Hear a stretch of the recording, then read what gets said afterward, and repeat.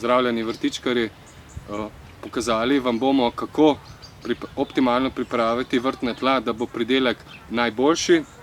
V pozno jesenskem času se sprostijo prazne gredice in seveda, če se pojavi prazen prostor, je prav, da jih tudi obdelamo, se pravi tla globoko prerahljamo ali pa tudi seveda na tistih težjih teh enostavno naredimo kar po domače štihanje tal.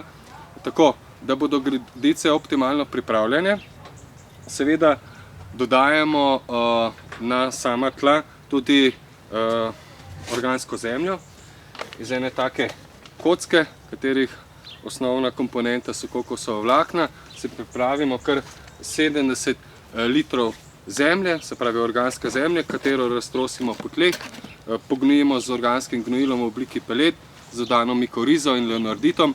Tako poskrbimo za hranila, ki so dosegljiva takoj, in tudi za hranila, ki so dosegljiva dolgoročno.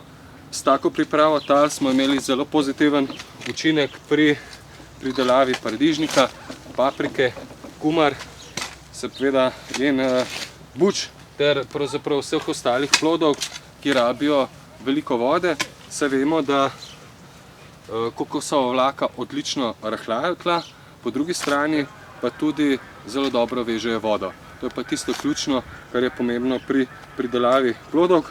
Seveda gredice v jesenskem času tudi pognojimo, ne pretiravamo.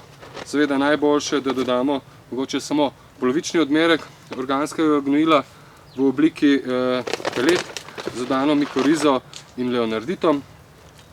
Ostali odmerek pa seveda dodamo spomladi, v začetku vegetacije, takrat, ko tudi pričnemo s samo setvijo oziroma sajenjem. Tako bodo rastline prišle do samih hranil v tistem optimalnem času.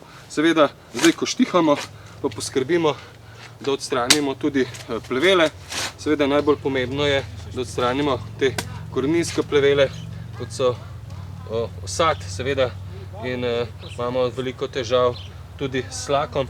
Ta je nekoliko bolj trdovraten, ampak v več letih bomo praktično, če bomo pozorni, tudi uspešni.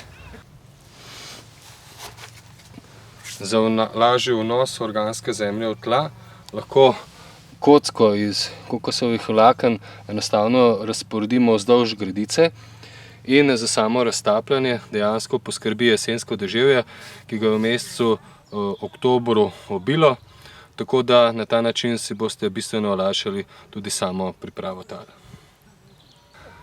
Želim vam dober pridelek ob kombinaciji organske zemlje in organskega gnojila v obliki pelet z dodano mikorizo in leonarditom.